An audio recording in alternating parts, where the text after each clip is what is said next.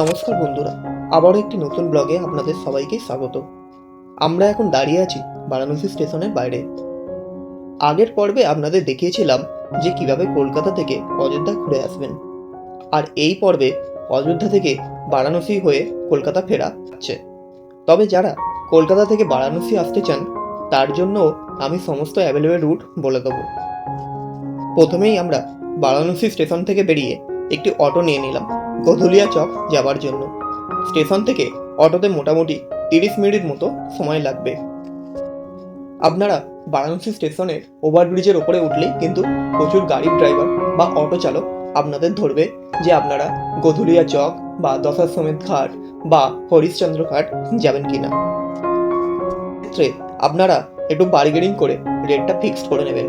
অটোতে কিন্তু পুরো অটো 150 টাকা রিজার্ভে যায়, সেখানে আপনারা 4 জন থেকে 5 জন যেতে পারবেন। আর এই সময় আপনাদের বলে দিই কিভাবে কলকাতা থেকে বারাণসী কিংবা অযোধ্যা থেকে বারাণসী পৌঁছাবেন। কলকাতা থেকে সরাসরি বারাণসী আসার জন্য যেমন ফ্লাইটের অপশান রয়েছে, তেমনই রয়েছে প্রচুর ট্রেনের অপশান। ফ্লাইটের ভাড়া অনেকটাই বেশি হওয়ার জন্য আমি ট্রেনের অপশানটাকেই প্রেফার করতে বলবো। তবে চেষ্টা করবেন সকালবেলা বারাণসী পৌঁছানো, তাহলে পুরো দিনটা আপনারা এখানে কাটাতে পারবেন। আমি কিছু ট্রেনের নাম ও সময় ডেসক্রিপশনে দিয়ে দেবো, যেগুলি আপনাদের জন্য সুবিধা হবে। আর এই ট্রেনগুলি মেনলি রাত্রেবেলা কলকাতা থেকে ছেড়ে পরের দিন সকালে বারাণসী পৌঁছায়। যেমন 13005 হাওড়া থেকে অমৃতসর মেল, এছাড়া 12333 বিভূতি এক্সপ্রেস, দুটোই কিন্তু ডেলি হাওড়া থেকে ছাড়ে। এবার আসি অযোধ্যা থেকে বারাণসী আসার কথায়। আপনারা যদি একদিনে অযোধ্যা ঘোরেন তাহলে রাতের ট্রেনে অযোধ্যা থেকে বারাণসী আসলে আমার মতে ভালো হবে, কারণ তাহলে রাতে ট্রেনে উঠবেন, সারা রাত ট্রেনে কাটাবেন, আর ভোরবেলা বারাণসী নেমে যাবেন। এক্ষেত্রে দুটো ট্রেন সব থেকে উপযুক্ত মনে হয়েছে আমার।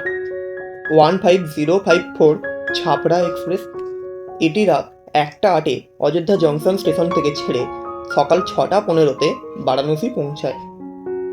আর 14236 বারাণসী এক্সপ্রেস, এটি রাত 1:38 ছেড়ে সকাল 7টায় বারাণসী পৌঁছায়। আর দুটি ট্রেনই রোজ যাতায়াত করে। এবার চলে আসি বারাণসীর কথায়। এখানে থাকার জন্য বিভিন্ন জায়গায় অনেক সস্তার হোটেল পেয়ে যাবেন।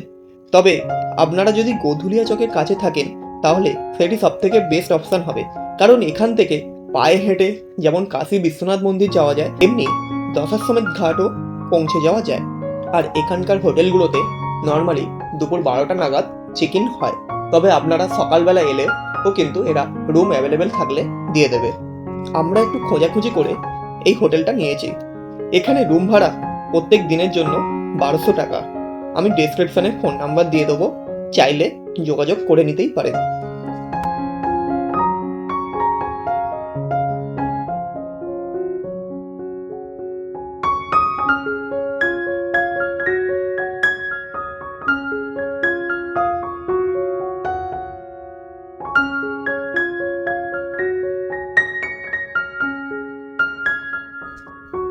হোটেলে এসে ফ্রেশ হয়েই বেরিয়ে পড়লাম প্রথমে ব্রেকফাস্ট করতে, আর তারপর একটি রিক্সা নিয়ে চলে এলাম কালভৈরব মন্দির দর্শন করতে। রিক্সা এখানে 80 টাকা করে আমাদের নিয়েছে।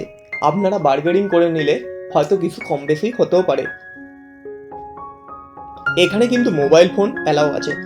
আর আপনারা কিন্তু যে দোকান থেকে পুজোর জন্য ফুল নেবেন সেখানেই জুতো রেখে যাবেন, এর জন্য ওরা আলাদা করে কোনো টাকা নেয় না।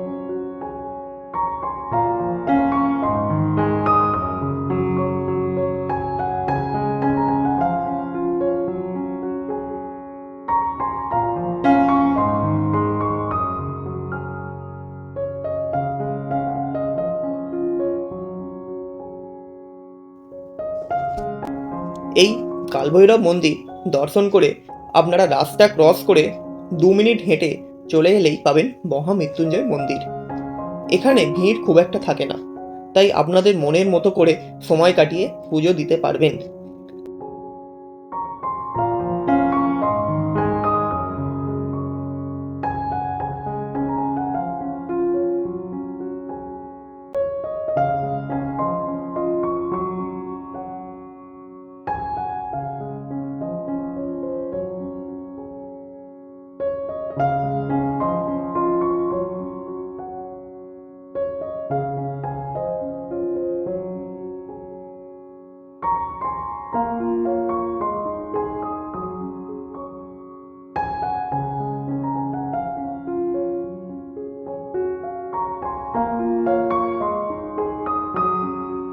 এরপর আবার একটি টোটো ভাড়া করে হোটেলে ফিরে দুপুরের খাবার খেয়ে কিছুক্ষণের জন্য রেস্ট নিয়ে নিলাম, কারণ বিকেলে অপেক্ষা করছে আরও বেশ কিছু ইন্টারেস্টিং জায়গা যেগুলি এখনো ঘুরতে হবে।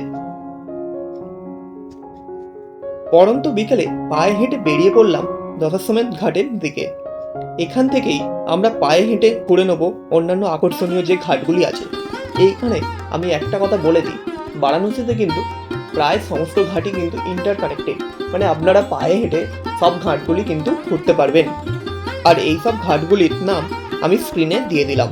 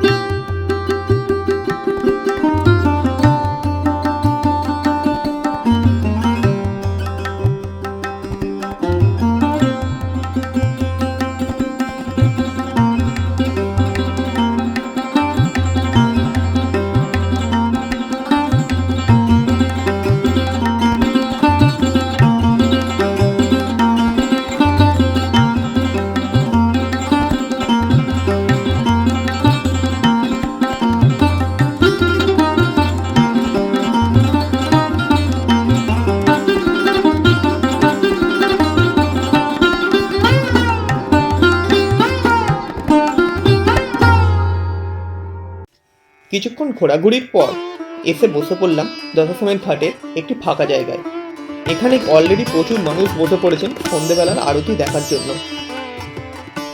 আর এই আরতি কিন্তু খুবই জাগ্রত এবং সুন্দর, দেখলে মন ভরে যাবে।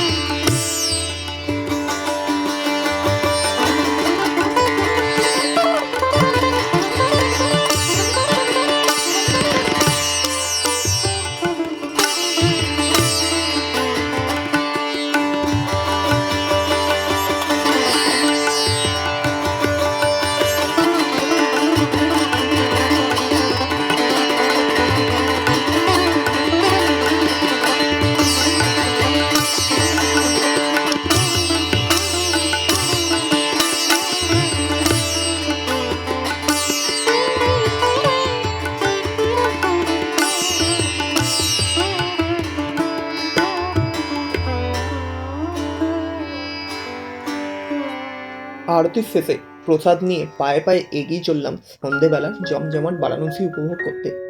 এই গোধূলিয়া চকে কিন্তু প্রচুর দোকান সারাদিন বসে, আর বেশ সস্তায় জিনিসপত্র পাওয়া যায়। তো আপনারা চাইলে এখানে যেমন প্রচুর ফেমাস স্ট্রিট ফুড খেতে পারবেন, তেমনই কিন্তু বাড়ির জন্য কিছু জিনিস কেনাকাটাও করতে পারবেন এই গোধূলিয়া চক থেকে। তবে আমি সাজেস্ট করব কোয়ালিটি দেখে নেবেন, নাহলে কিন্তু ঠকে যেতে পারেন। এরপর রাতের ডিনারটা পাশেই হোটেল থেকে করে হোটেলের দিকে হাঁটা লাগালাম, কারণ আজকে প্রচুর ঘোরাঘুরি হয়ে গেছে আর শরীর খুবই ক্লান্ত। সকাল সকাল ঘুম থেকে উঠে আমরা বেরিয়ে পড়লাম কাশী বিশ্বনাথ মন্দিরে পুজো দেওয়ার জন্য। এখানে পুজো দেওয়ার 3টে পদ্ধতি আছে।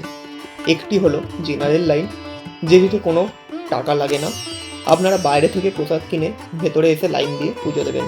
এরপর থাকে সুগম দর্শন, মানে মাথা পিছু 300 টাকা করে দিয়ে দর্শন করতে হয়। এতে লাইন একটু কম থাকে, আর পুজোর পরে আপনারা একটা ফ্রি প্রসাদ পাবেন। তবে এই দর্শনের জন্য কিন্তু আপনাদের আগে থেকে অনলাইনে টিকিট বুক করতে হবে, আর নইলে আপনারা এই কাশী বিশ্বনাথ মন্দিরের যে কাউন্টার আছে, যেখান থেকে আপনারা টিকিট কাটতে পারবেন, এই কাউন্টারে এসে যোগাযোগ করবেন। যদি সেদিনের সুগম দর্শন অ্যাভেলেবেল থাকে তবেই কিন্তু আপনারা টিকিট পাবেন। আর এছাড়াও থাকে রুদ্রাভিষেক। এতে ফ্যামিলি পিছু একজন করে পুরোহিত দিয়ে দেওয়া হয়, আর খরচা পড়ে 450 টাকা প্রত্যেক ফ্যামিলি পিছু। তবে বাবার মাথায় ঢালার জন্য যে দুধ আপনারা নেবেন, সেটা কিন্তু আপনাদের ভেতর থেকে আলাদা করে পয়সা দিয়ে কিনতে হবে। আর রুদ্রাভিষেক নিয়ে আপনারা প্রসাদ পাবেন না কোনো কিছু। এরপর পুজো দিয়ে চলে আসুন ভেতরেই অন্নপূর্ণা মন্দিরে অন্নপ্রসাদ গ্রহণ করার জন্য।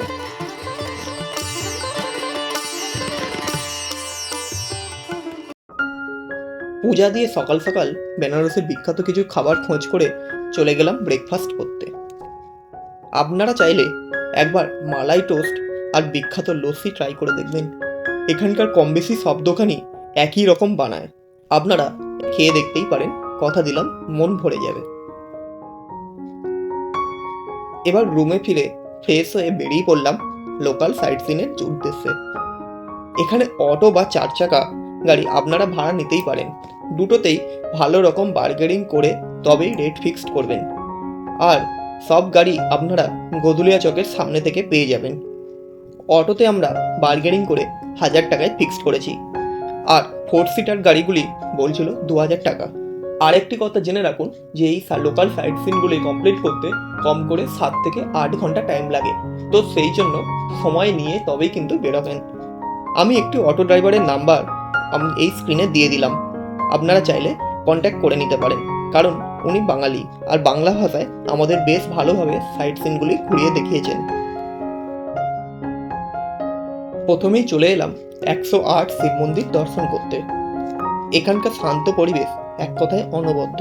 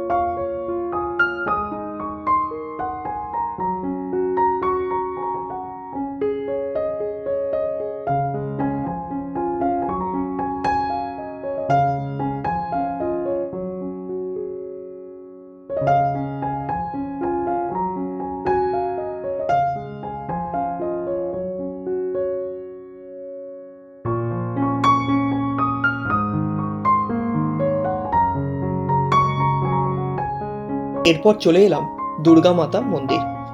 এখানে কিন্তু আপনাদের মোবাইল জমা রেখে ভেতরে যেতে হবে, আর ফেরার সময় মোবাইল নেওয়ার জন্য 10 টাকা করে দানপত্র বাক্সে দিতে হবে।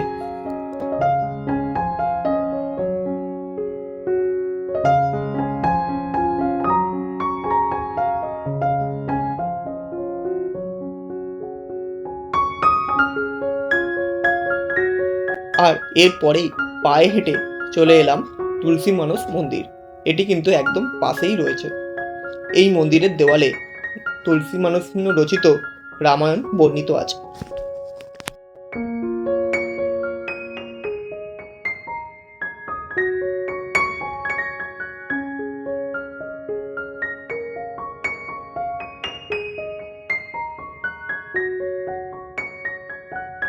এর পরের গন্তব্য ত্রিদেব মন্দির। ভিতরের পরিবেশ এক কথায় অসাধারণ।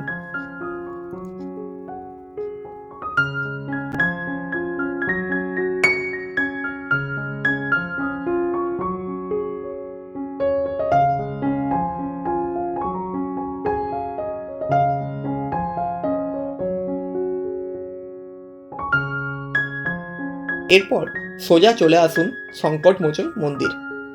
এখানে আপনারা চাইলে পুজোর জন্য লাড্ডু কিনতে পারেন, তবে সেটা কিন্তু মন্দিরের ভেতর থেকেই কিনতে হবে। আর এখানেও মোবাইল বাইরে জমা রেখে ভেতরে ঢুকতে হয়। পরবর্তী গন্তব্য রামনগর ফোর্ট। এটি গঙ্গার অপর প্রান্তে অবস্থিত। 1750 সালে কাশী নরেশ মহারাজা বলবন্ত সিং এই দুর্গটি তৈরি করেছিলেন। এই দুর্গের ভেতরে এখন একটি মিউজিয়াম তৈরি করা হয়েছে, যেটি মাথাপিছু 20 টাকা করে দিয়ে আপনারা দেখতে পারবেন। আর ওই মিউজিয়ামের ভেতরে কোনো রকম ফটোগ্রাফি অ্যালাউ নেই। এই মিউজিয়ামে সেকালের রাজাদের ব্যবহার করা বিভিন্ন রকম জামা কাপড়, এছাড়া তারা যেসব উপহার পেয়েছিলেন সেগুলি, এছাড়াও বিভিন্ন রকম পালকি, যুদ্ধে ব্যবহার করা অস্ত্র ও নানা রকম সেকালের গাড়ি রয়েছে।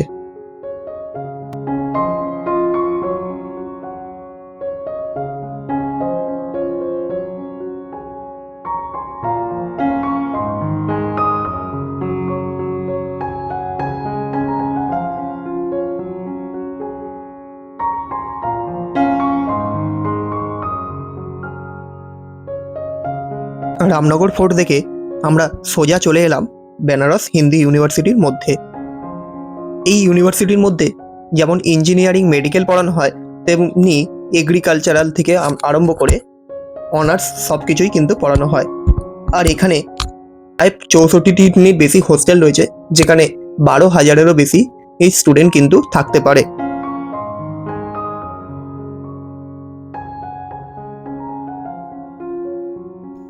আর এর মধ্যেই রয়েছে নিউ কাশী বিশ্বনাথ মন্দির।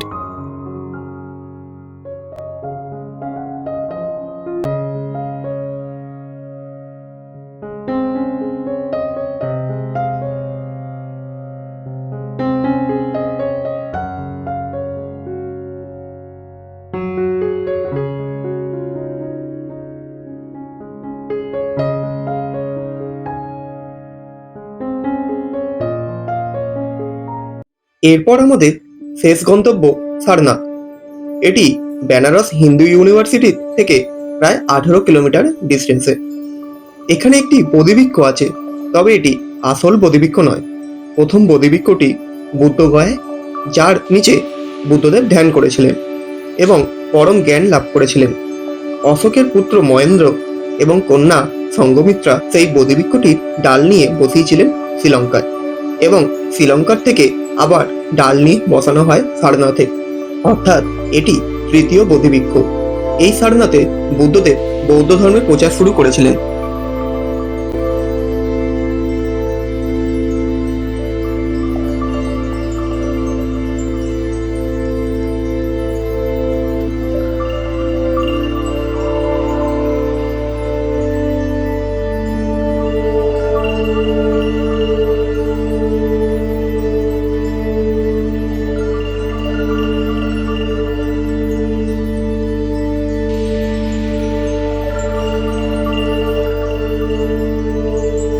এই সারনাথের পাশেই আছে বেনারসের বিখ্যাত কিছু শাড়ি ফ্যাক্টরি। চাইলে এখান থেকে আপনারা বাড়ির জন্য কিছু শাড়ি কিনতেও পারেন।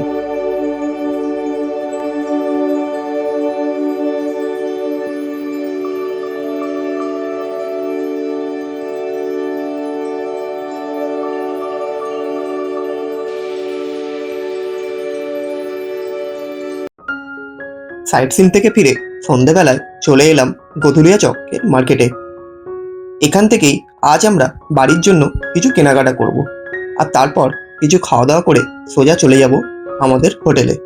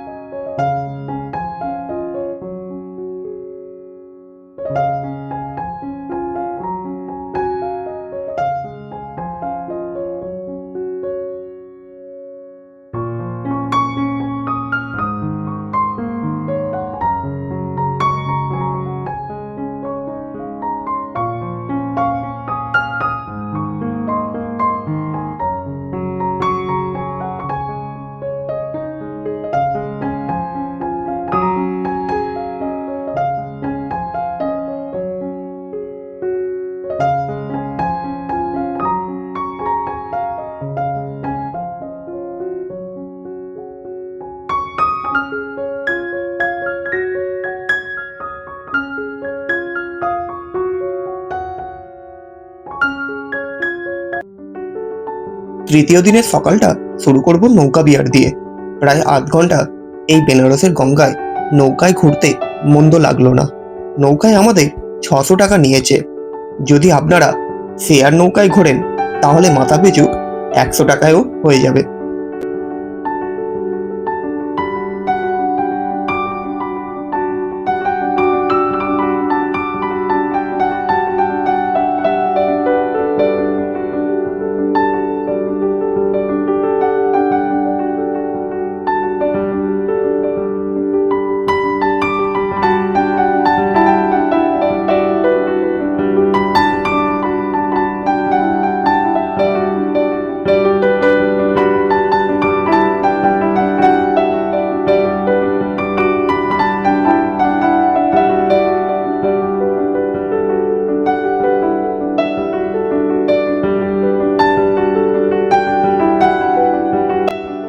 এরপর নিজেদের মতো কিছুটা সময় কাটিয়ে নিলাম, কারণ আজ আমাদের বেনারসের শেষ দিন, আর রাত 8টায় আমাদের ট্রেন রয়েছে বাড়ি ফেরার।